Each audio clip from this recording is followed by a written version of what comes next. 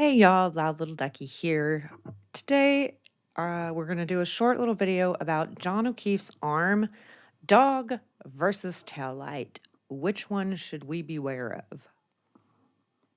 I am going to put a little bit of a trigger warning here because picture of arm wounds are incoming, and if you are not somebody that can stomach injuries of the arm, John O'Keefe's arm injury and other wounds, you may want to X out now, but if you think you can stomach it, let's jump in. So here is John O'Keefe's arm injuries. And what is interesting is that Hank Brennan wants you to take each of these and just look at them individually. So just look at this one by itself. Don't look at any of these. We're just going to look at each one by themselves. But that is a problem because that's not what we have here. This to me is one. This could be two, or you could look at this as one. But you can't look at each individual mark as an independent. And so that's the problem with looking at each individually. And we're going to look at some different variations of taillight injuries to an arm and dog bite injuries to an arm, and you can come back and draw your conclusion. But I want to show the difference, and we've got these two parallel markings, three markings. And then these injuries right in here look a little bit different. Warning, beware of dog. So we're going to start with something easy here. Something that's not too bad. We've got little indentations here and here, little markings and stuff in here. And this is from a dog. And there are spots of John O'Keefe's arm that looks like this and this. They're a little bit worse. Looks like they're more deep than this one. But you can see some similarities. Here is another one that has come from a dog. Parallel lines. Something that you see in John O'Keefe's arm injuries. And then we have this one, which is very similar. These are, I think, one side of the arm and the other side of the arm, or it may be two different ones, but either way, this is kind of what John's elbow area actually looks like. And so if your arm is semi-bent or straight like that, don't know if that's how it was bit or if he had his elbow bent. That's going to make a difference on where teeth are going to land. But this is very similar to what we see around John O'Keefe's elbow, which I thought was very interesting. Now, if you've ever seen canine dogs, learn to bite and train and things like that, even on inmates and stuff like that, or they're inmates afterwards, but when they're chasing somebody and a dog goes after them, they will usually try to get them on the arm. And if you notice, this person has their arm bent and they're wearing a protective arm sleeve or jacket sleeve to protect against that bite. They're taught to go after that arm like that. And police officers, such as John O'Keefe, would be trained if a dog is starting to come after you, put your arm up.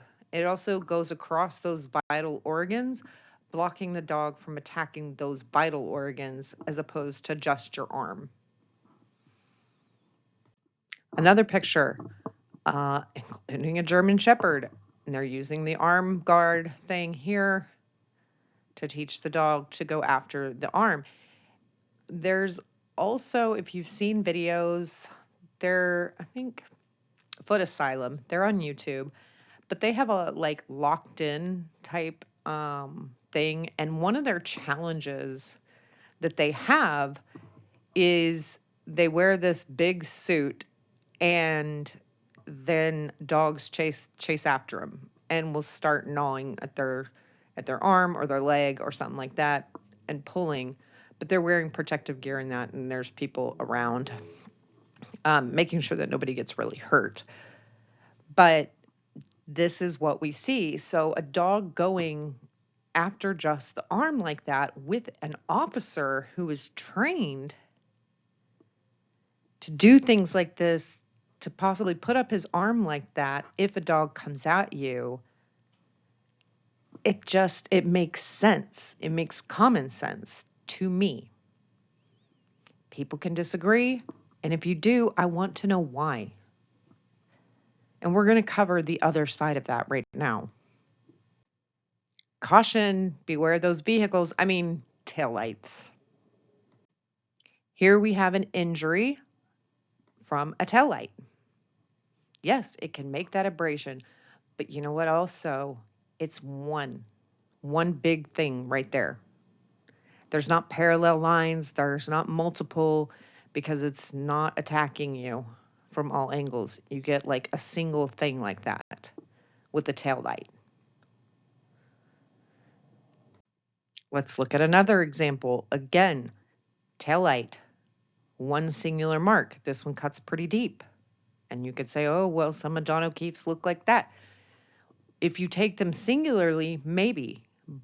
But notice this is one singular mark. There's not multiple to go with it to establish a pattern and look at something else. It's one singular mark, not parallel marks like we see on John O'Keefe's arm.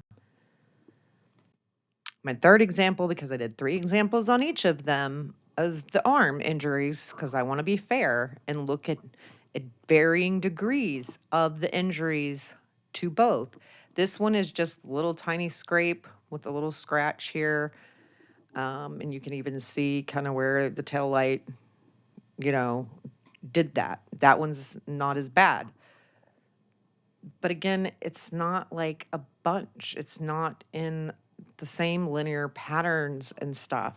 You don't have like tail light pieces exploding and cutting everywhere on the arm.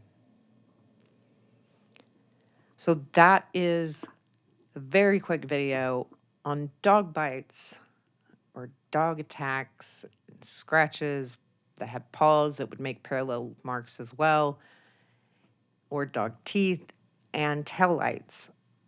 They both can cause some significant injury, but one is leaving like singular marks while the other is leaving some indentions and some parallel markings. When you compare and contrast the two, it just one doesn't match as much as the other. But the thing is with the dog bite or tail light, it doesn't fully matter in the circumstance of things, because this could have happened after John O'Keefe was already on the ground. And this is not the cause of his death. Could it be the cause of him falling backwards and hitting his head, which caused the blunt force trauma? Yes, it could. But in the end, whether it was a tail light or a dog bite, it still doesn't explain the cause of death. Thanks for watching. Subscribe, hit that like button, and share this video out.